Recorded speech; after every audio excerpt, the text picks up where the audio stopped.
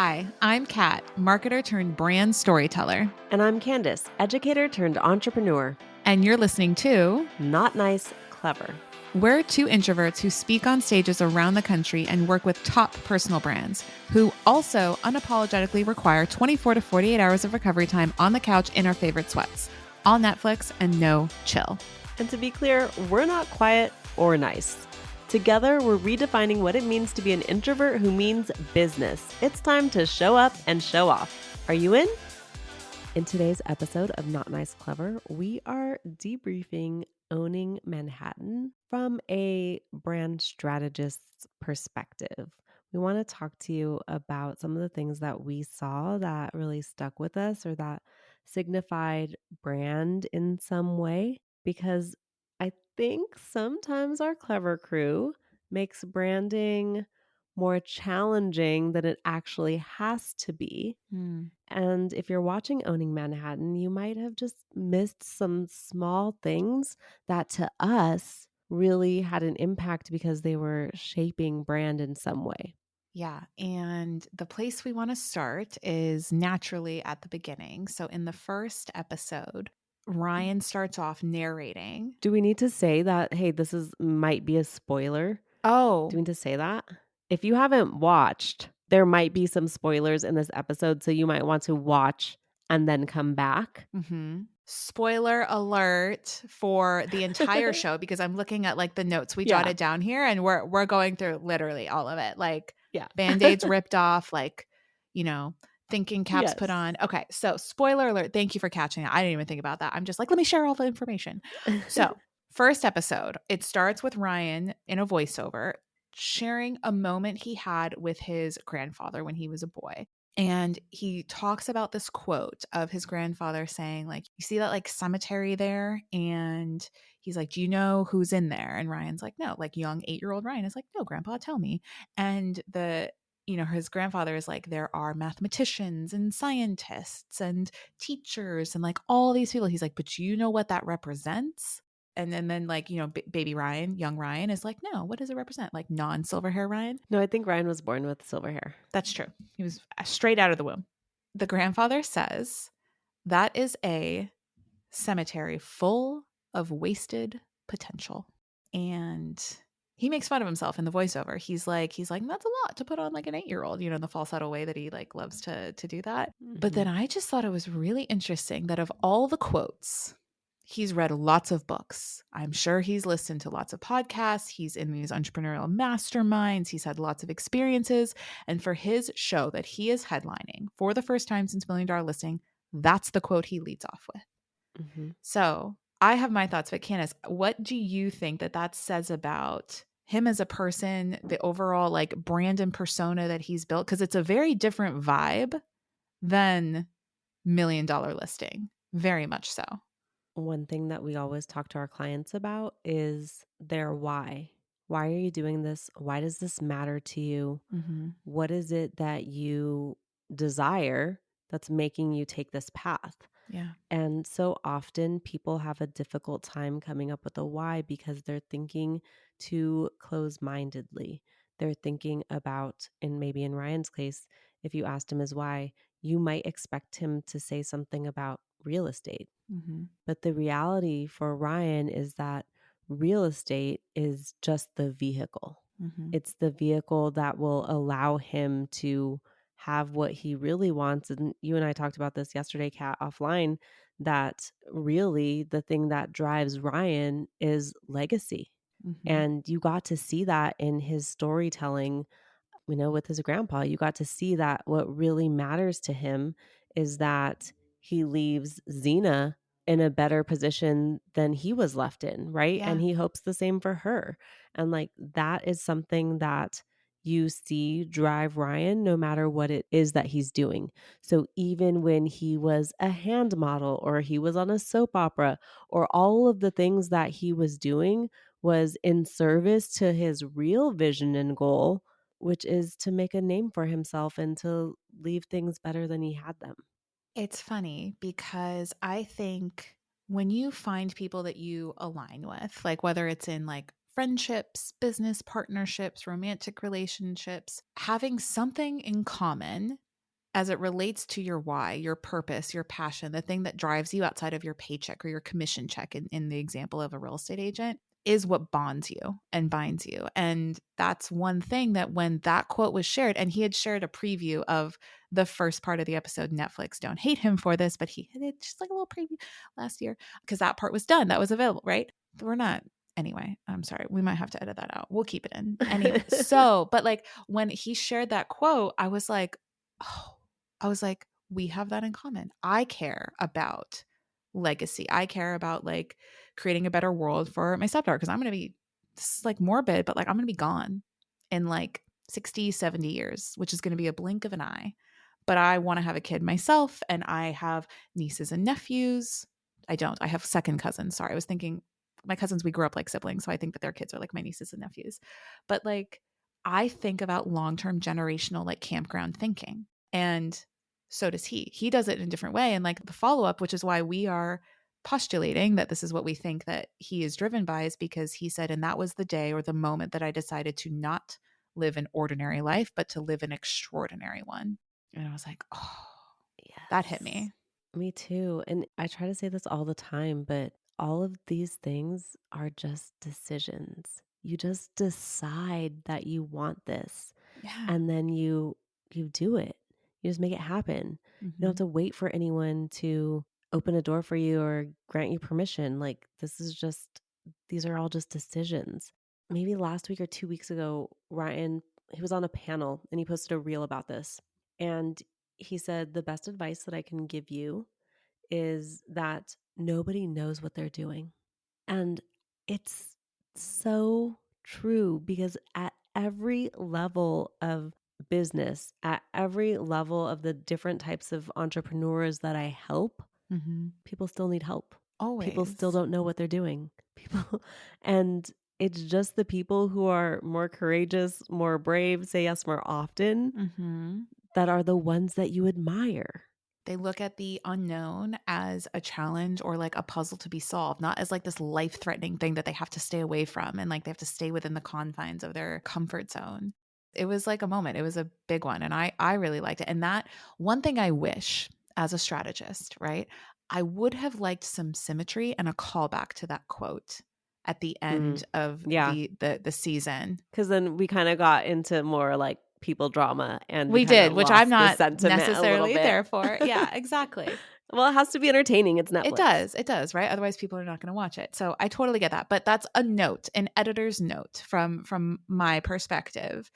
Okay, the next thing I want to talk about, because this is like, oh, Candice, how often do I get this question? What is a personal brand? And we've shared so many different quotes. When I was giving a talk last week in Dallas, I shared a bunch of different quotes about the new age version of it, the modern interpretation.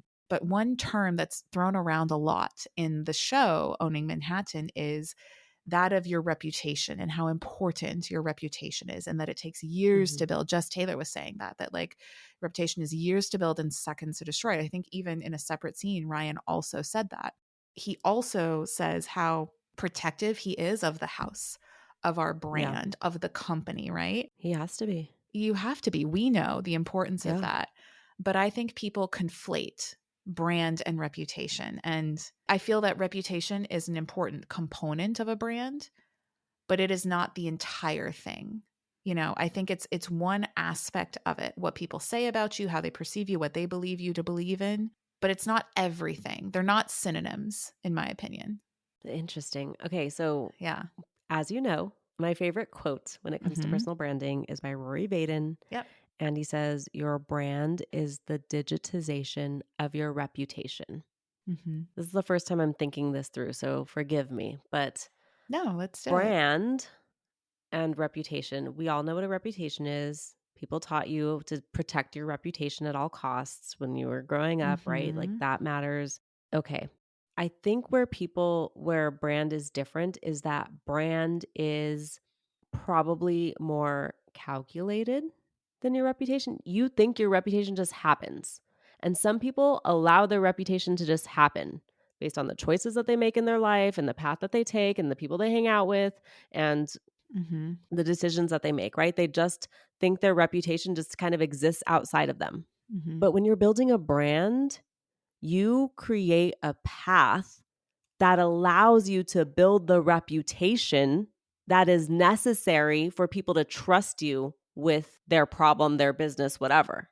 And so branding is maybe intentional reputation building because you're thinking about, hey, if I value these things, I'm calling in people with similar values. If Mm-hmm. I have this mission, I'm calling in people who are inspired by that mission. If Mm-hmm. I share these photos of my lifestyle, I'm calling in people who either want that lifestyle or have it too, right? Like Mm-hmm. you're just being intentional about curating the reputation that you actually want instead of just letting it happen. I agree with you on the intentionality aspect. Yes. I think, and it was funny, I didn't have this thought until I was just like listening to you talk now. So I love that we're having this discussion. I feel like reputation is mutually exclusive to the person itself. Like Candice, you have a reputation, I have a reputation, but brand has the potential to be bigger than just any one person. Like Nike is a brand, right? Apple is a brand bigger than just Steve Jobs. Like, I feel like brand is more inclusive to the point where people see themselves in it, in you, right? And that's where like the values come into play, the emotions, the feelings, the personality, the voice, tone, archetype, all of that. Reputation is a huge part of it for sure. And I think brand brings in the intentional element where you can be strategic and design it instead of having it assigned to you by default. I like totally see that. Like there are people, okay, I'm going to use like a very catty reference. When we're talking about like owning Manhattan, there was like an element of that too, right? So it's like, okay, in high school, the mean girls had a reputation, Yeah. right? You Yep. knew how you were going to be treated and all of that, but like would you say that they had a brand? Yeah. I don't know. Like I don't know. This is like an interesting discussion, but I just think it's a component of it. It's not, they're not synonyms necessarily. Like there's a different approach, right? Yeah, I agree that they are not synonyms, Mm-hmm. but I do think that your reputation is part of your brand and Yeah. you can own your reputation. And your brand is just how you flow through the world, how you operate. That's why there's so many people that write books about it and do Yeah. podcasts and quotes and all that. Like, yeah, I think it was very interesting, and I just think too through the lens of real estate and real estate agents, like because they manage people's biggest transactions. Like if we're just talking about like typical resale, right? First time home buyers, second time home buyers, biggest financial transaction. Your ethics, your morals, your values, your reputation is super, super important rather than if somebody's just buying like a purse from you on Etsy. It's different. Like the reputation of that Etsy shop, the marketing of the Etsy shop, right? Maybe the branding of it, but it's just like that's where reputation, I think, is such a focus in the real estate industry specifically. Like it would be for wealth management, like it would be for financial advisors. Like it's so important to know. But you think that a brand doesn't need a reputation? I think a brand's reputation can precede itself, but so I think a reputation is a part of a brand. A brand is bigger than a reputation. I agree with that. That's what I think. Yeah. Yeah. But the intentionality is what people sleep on, which is Yeah. literally why we have jobs because we help them learn to be intentional and strategic. Going back to the idea of Rory Baden's quote where he says it's the digitization of your reputation, I Yeah. think what happens when you digitize your reputation is Mhm. that you are thinking more intentionally because you're saying, how do I share the fact that Kat was just on stage at 1000 Watt, right? With a bunch of Right. amazing, incredible humans. How do I share that in a way that allows my audience to see me as an authority, see me as an open door where they can come ask me any question, see me as someone they want to reach out to for their next conference, right? Like the way that you share what it is that you do impacts how Mhm. people see it. Because you could just share a text quote from someone that Kat was amazing, Right. And like a which Canva is what most template. people do. And then there's no Yeah. brand to that. There's no No. brand, right? Yeah. But if you share it in a way that sparks conversation, that opens up opportunities for real relationships to be created, I Mhm. think that's kind of where brand comes in.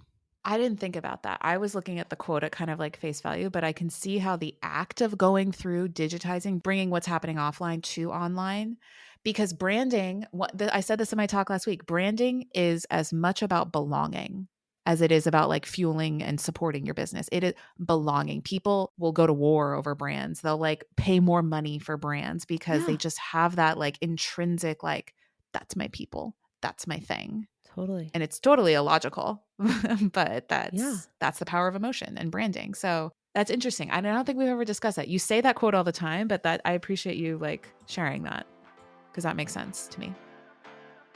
You're out there building your personal brand and you also have a team relying on you. But if your people don't know how to fish for themselves, the burden of new business always falls on you. Ouch, no thanks. The opportunity we see, teach your team how to generate their own business. The result, more time and energy back in your day so you can scale sans burnout. Amplify by Not Nice, Clever is the ace up your sleeve, a hands-on workshop full of replicable frameworks and actionable strategies that your team can put in place right away. Your job? Sit back and let us work our magic. Even CEOs need help sometimes. We've got you. Head to our show notes to get the deets. #outsourced. Dom and I were on a walk last night, and now it's going to drive me insane because he said, you should talk about that with branding, because we were talking about two things that were the exact same, but one price point was way bigger, and I can't remember what it was, and the other price point was lower, but people just trust the name brand, so they're going to go with it. I guess it's just like, you can get the store brand Fruit Loops or you can get real Fruit Loops. Yeah. Look, certain things I'll buy generic. Certain instances, generic is not a dirty word. When I save money on medications that literally have the same ingredient mix and solve the same problem, I'm not going to overpay for that. Right. But maybe that's because you're not invested in that brand, right? Because medication is like a weird one. Like, obviously, I'm going to get the generic too. If literally the same shoe was made from the same manufacturing plant, I don't even know what that's called. Factory. They're made the exact same way, but one of them had the Nike logo on it and the other one didn't. I'd still buy Nikes.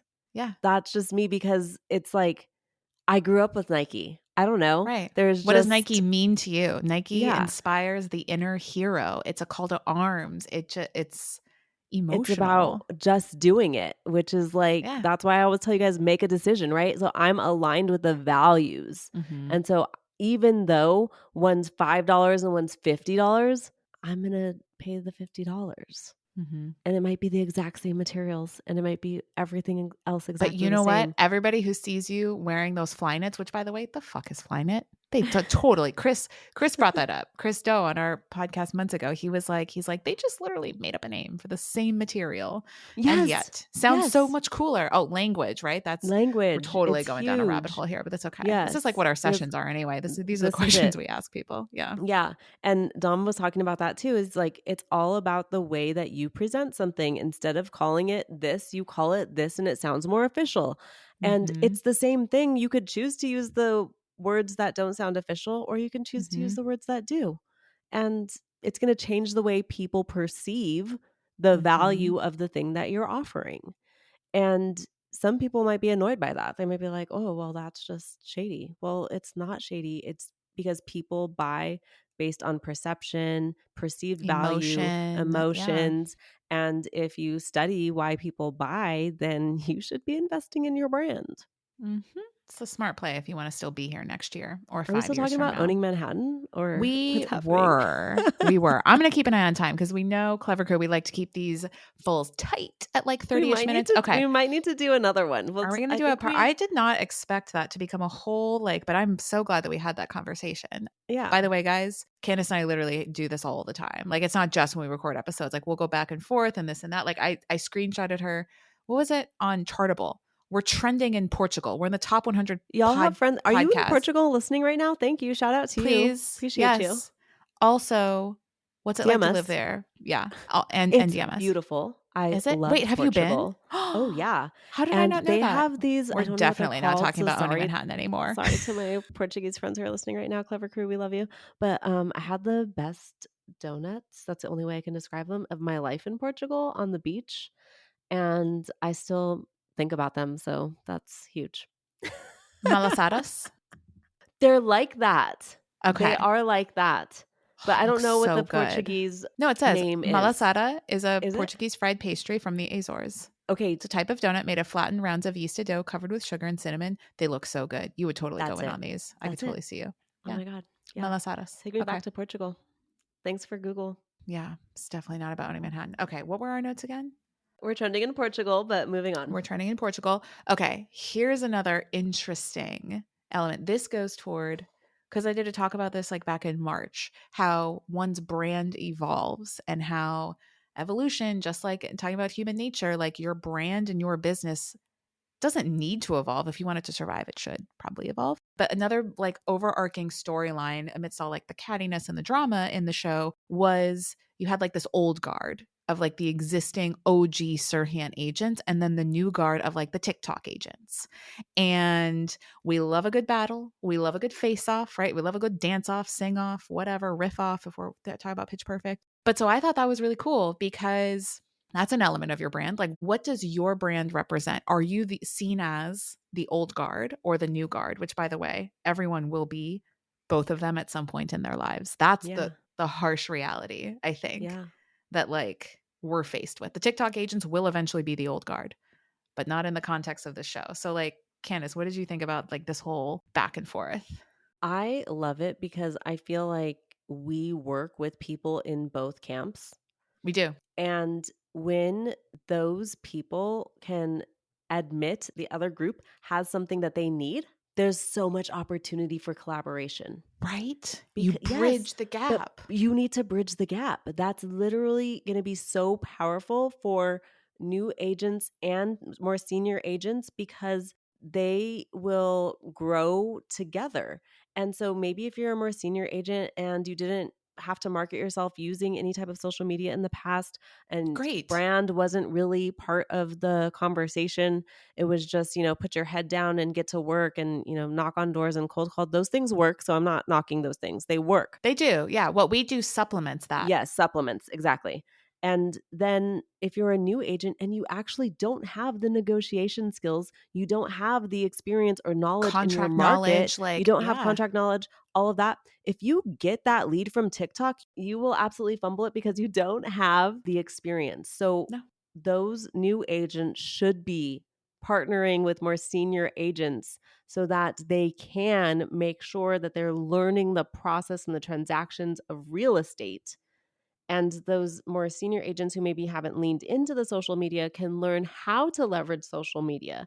And Mhm. there's so much power in that. So the There collaboration needs to is. happen instead of saying that's the right way and that's the wrong way. There's not right or wrong.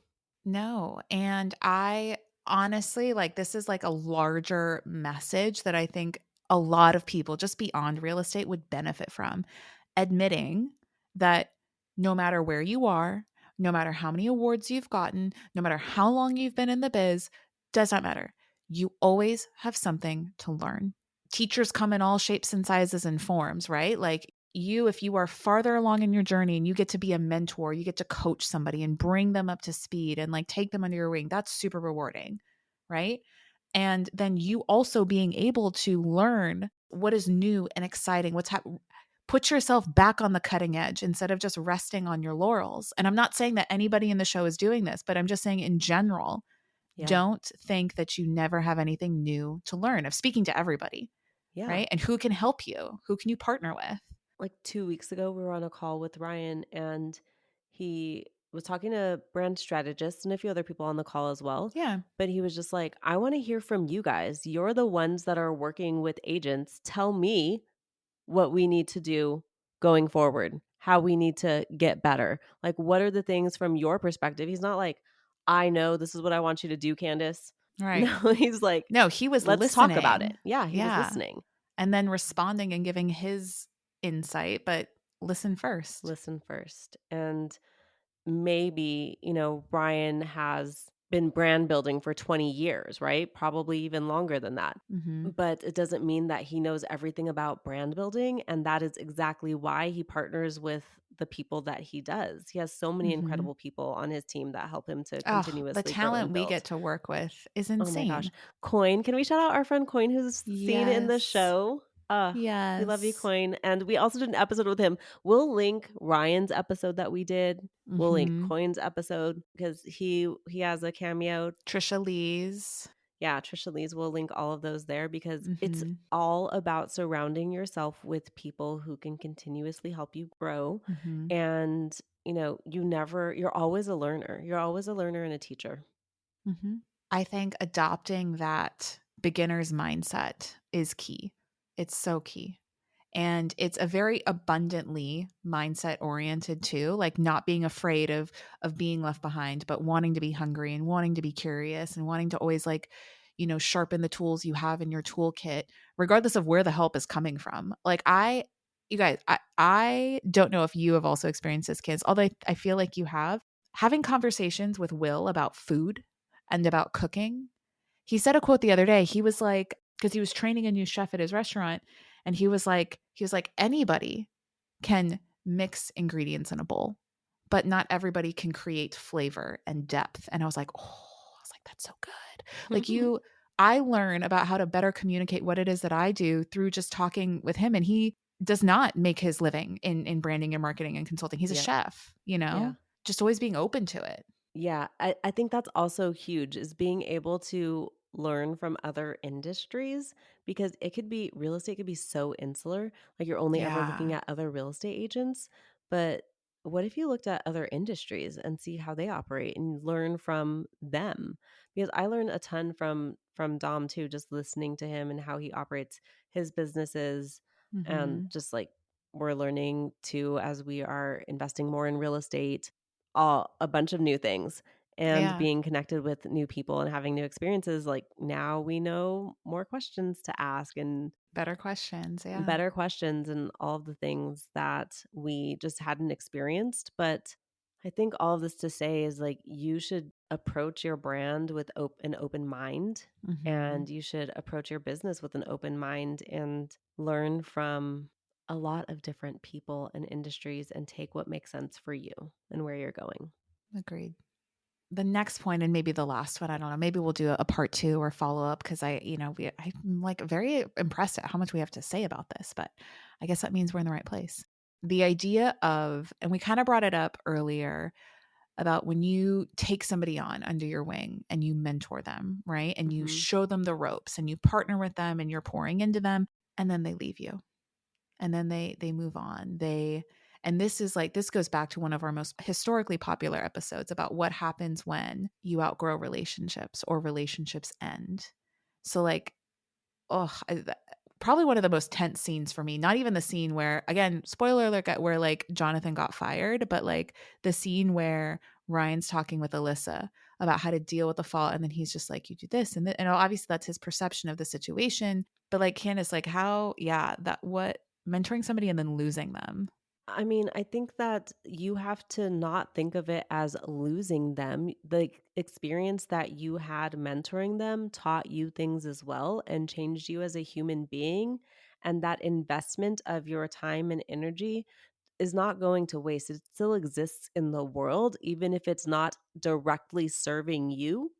It Yeah, is still going to serve you because those people will leave and people know that they started with you. Like if I ever didn't work with Ryan, the impact that he's had on my business and career would still be felt. yeah, And I think that I love the way Ryan handled it, where he's just like with Maggie, for example, just wow, hmm, that was a loss for me. I don't yeah, want that to keep happening, right. Like but that hurt. yeah, that Acknowledging it. hurt, Yeah, acknowledging it, but also, I hope like obviously wishing Maggie well. yeah, And I think that if you loosen your grip on people, like that is going to serve you so well because you shouldn't pour into someone just because you're thinking of what it's going to give to you. yeah. That's not the point. It's not The the point. primary Yeah. point And of mentorship. initially, yes, and like I get it. They shouldn't leave and like be shady about it and like literally steal your business or steal all your Yeah. contacts or your CRM. There's like Yeah. obviously bad ways of doing that. Like that's not what I'm talking about. I'm just talking about when it's run its course. Mhm. Both people have benefited mutually from that time experience together. Mhm. And then they decide to part ways and go do good in other places. Like the energy of hating on that person or thinking that they're a bad person says more about the mentor than it does about the The person mentee. itself. Yeah. So true. And, for those of you who are thinking like, oh, this was like played up, or I'm sure there's more, like, I've seen Ryan get over things, like acknowledge and then like move forward and be like, okay, like what's next? How are we going to do this better? How are we going to solve this problem? Like he doesn't dwell from what I have observed. That's what good entrepreneurs do. Yeah, you Yeah, can't, I mean, it's like it's done. It's not going to change. And so now all you can do is make sure that if it was a mistake, just make sure it becomes a lesson and you don't keep repeating it. That's where it's like such a waste of time just to do the same things over and over again instead of learning from the situation. totally. So I think like we're at time, Kat. Ish, yeah, I know. And we still Dang. have more to talk about. So we might do another episode. Let us know if you want more about our take on owning Manhattan from a brand strategy perspective. You can always DM us. Let us know if you would like a part 2, and we'll record that. Thanks for joining us on Not Nice, Clever. Remember to follow our podcast wherever you listen to audio. And if you found today's episode valuable, please share it with your friends. No gatekeeping here. Remember, we love to see our clever crew grow. Signing off, you're not so nice, but oh so clever besties that mean business. See you soon.